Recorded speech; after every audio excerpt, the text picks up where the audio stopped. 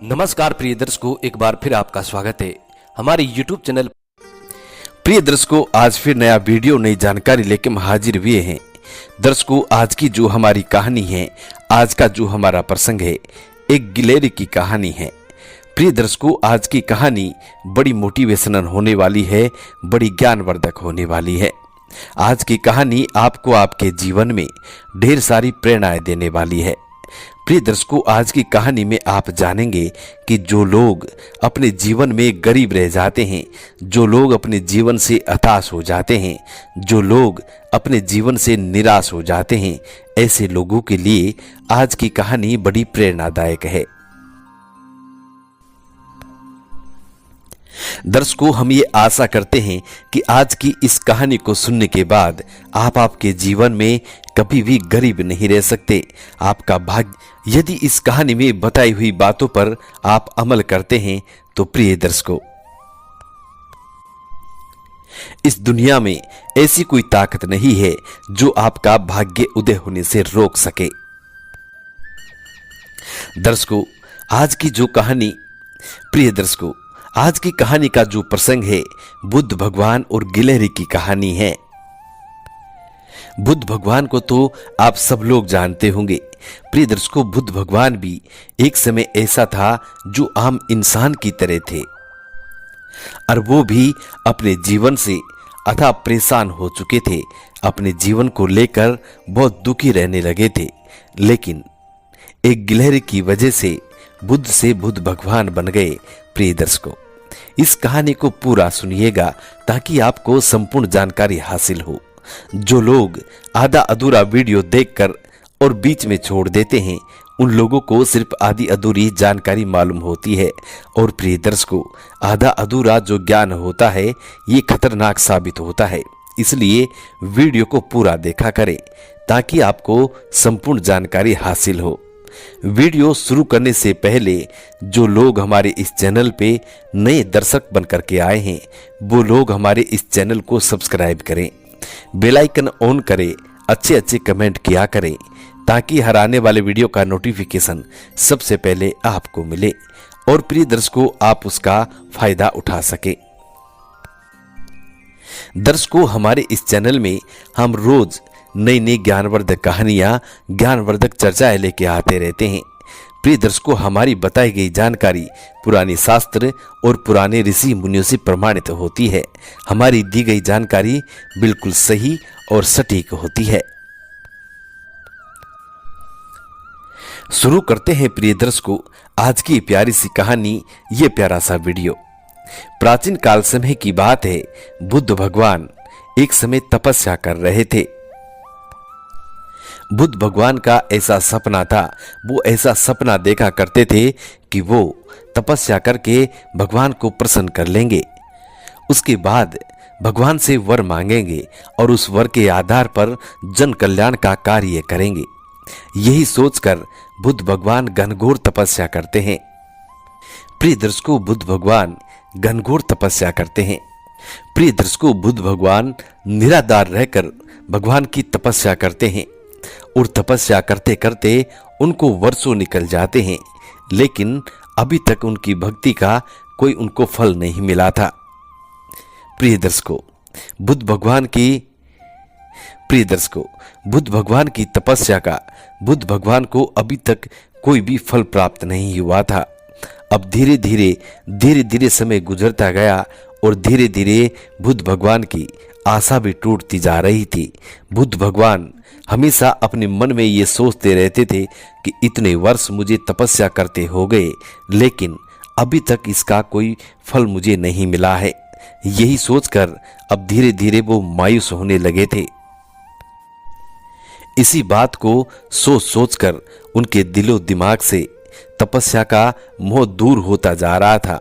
वो हर समय यही सोचते रहते थे कि अब इसका कोई लाभ नहीं होने वाला है, क्योंकि इतने वर्षों से मैं तपस्या कर रहा हूं और आज तक मुझे कोई फल प्राप्त नहीं हुआ है, और आज तक मुझे कोई भी किसी भी प्रकार का फल प्राप्त नहीं हुआ है। यही सोचकर धीरे धीरे बुद्ध भगवान का तपस्या से मन उठ जाता है और वो अपनी तपस्या को बीच में छोड़ देते हैं। अब वो परेशान हो जाते हैं, निराश हो जाते हैं। प्रिय दर्शकों, अब तपस्या को छोड़कर बुद्ध भगवान अपने घर को लौट जाते हैं। अपने घर को लौटने के लिए रवाना हो जाते हैं। अब जैसे बुद्ध भगवान रास्ते में पैदल पैदल चलते हैं तो उनको रास्ते में प्यास लग जाती है। जब उनको रास्ते में प्यास लगती है तो इधर उधर पानी की तलाश करते हैं। प्रिय दर्शकों, कुछ दूरी पर उनको एक झील नजर आती है। अब उस झील में बुद्ध भगवान पानी पीने के लिए जाते हैं। झील के समीप जाकर और बुद्ध भगवान पानी पीने ही वाले थे, तभी उनकी नजर एक गिलहरी पर पड़ती है। गिलहरी,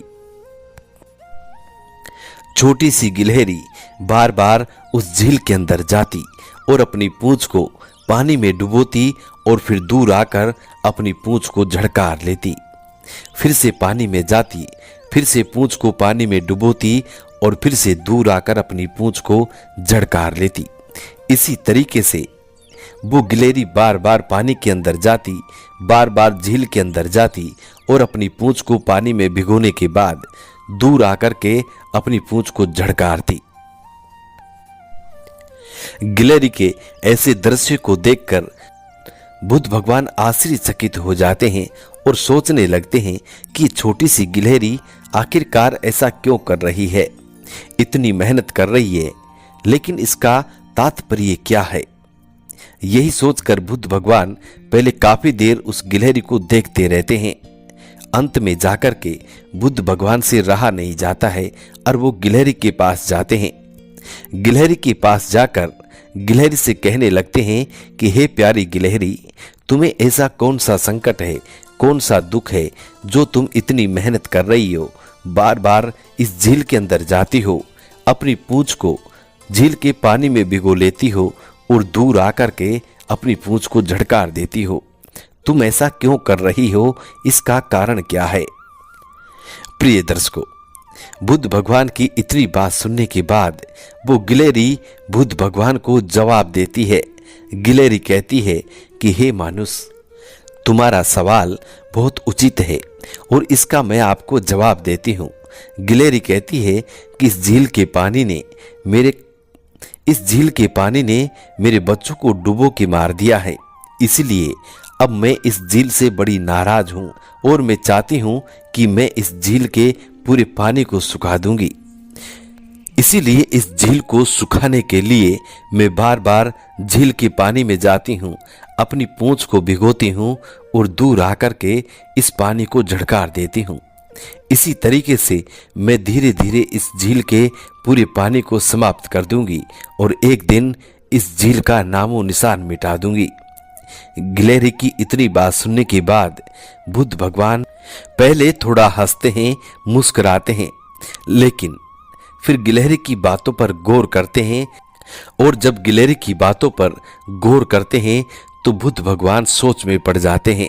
सोचने लगते हैं कि छोटी सी गिलहरी इतनी बड़ी झील के पानी को किस तरीके से समाप्त कर पाएगी। क्या ये ऐसा कर भी पाएगी या नहीं। इस छोटी सी गिलहरी की पूंछ में पानी भी कितना आता होगा, मात्र बूंद बूंद पानी आता है, कतरा कतरा पानी का जाता है और कतरे कतरे पानी से इतनी बड़ी झील में कौन सा फर्क पड़ने वाला है। ये गिलहरी इस झील का कुछ नहीं बिगाड़ सकती।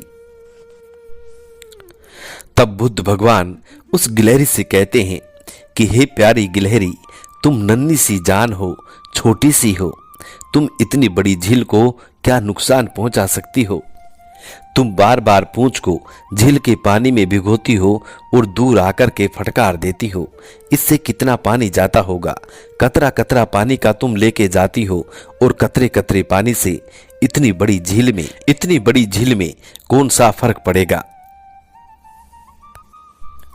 हे गिलहरी, तुम्हारा पूरा जीवन गुजर जाएगा, लेकिन फिर भी तुम इस झील का कुछ नहीं बिगाड़ सकते हो,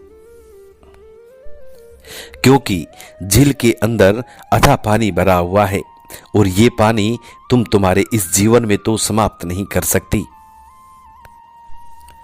बुद्ध भगवान की इतनी बात सुनने के बाद गिलहरी बुद्ध भगवान को वापस जवाब देती है। गिलहरी कहती है कि झील का पानी मुझसे सूखे या ना सूखे, लेकिन फिर भी इसको मैं सजा देती रहूंगी और इस कार्य को मैं तब तक करती रहूंगी जब तक मेरे इस शरीर के अंदर प्राण है, जब तक मैं अपना निरंतर प्रयास जारी रखूंगी। और एक दिन ऐसा आएगा कि मेरे इस प्रयास से ये झील का पानी भी पूरा सूख जाएगा।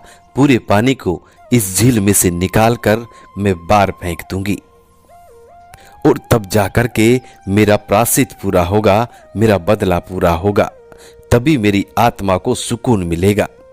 उस छोटी सी गिलहरी की इतनी बड़ी बड़ी बातें सुनकर बुद्ध भगवान थोड़े सोच में पड़ जाते हैं और वो सोचने लगते हैं कि इतनी छोटी सी गिलहरी इतनी हिम्मत रख करके, इतना आत्मविश्वास रख करके इस कार्य को कर रही है,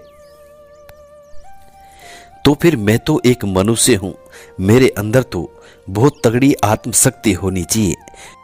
बुद्ध भगवान और कहते हैं कि मैं भी बड़ा मूर्ख हूं जो मेरी चलती हुई तपस्या को, इतने दिनों की मेहनत को छोड़ करके और मैं निराश होकर के वापिस आ गया हूं। जब ये छोटी सी गिलहरी इतना बड़ा आत्मविश्वास रख सकती है तो मैं क्यों नहीं रख सकता। यही सोचकर बुद्ध भगवान अब वापिस आने का निर्णय समाप्त कर देते हैं और वापिस अपनी तपस्या में बैठ जाते हैं। अब की बार बुद्ध भगवान घनघोर तपस्या करते हैं और प्रियदर्श को तब तक नहीं उठते हैं जब तक अपनी मंजिल को नहीं पा लेते। अंत में जाकर के बुद्ध भगवान अपनी मंजिल को पा लेते हैं प्रियदर्श को। उसके बाद बुद्ध भगवान को सारा जग जानने लगता है। इसीलिए कहते हैं प्रियदर्श को कि बूंद बूंद से घड़ा भर जाता है, क्योंकि अर्थात जो लोग निरंतर प्रयास करते रहते हैं वो लोग एक दिन अपनी मंजिल को पा लेते हैं, और जो लोग निराश होकर के बैठ जाते हैं प्रियदर्श को, वो लोग खाली के खाली रह जाते हैं। इसलिए हर मनुष्य को चाहिए कि वो निरंतर प्रयास करें। आप जो भी कार्य करते हैं, यदि आप बार बार उस कार्य में विफल होते जा रहे हैं तो प्रिय दर्शकों, आप अपने प्रयास को ना छोड़ें, अपने कर्म को ना छोड़ें। जो लोग अपना कर्म करते हैं और निरंतर प्रयास करते हैं, देना या ना देना ऊपर वाले के हाथ में होता है, लेकिन इंसान को कर्म करना चाहिए। अंततः उन लोगों को उनकी मंजिल जरूर मिल जाती है। प्रिय दर्शकों, बुद्ध भगवान की ये छोटी सी कहानी यहां समाप्त होती है। हम उम्मीद करते हैं कि आज की ये छोटी सी कहानी आप लोगों को बेहद पसंद आई होगी और इस कहानी से आप ढेर सारी प्रेरणाएं लेंगे। मिलते हैं प्रिय दर्शकों आने वाले नेक्स्ट वीडियो में। तब तक अपना ख्याल रखें। जी नमस्कार, धन्यवाद।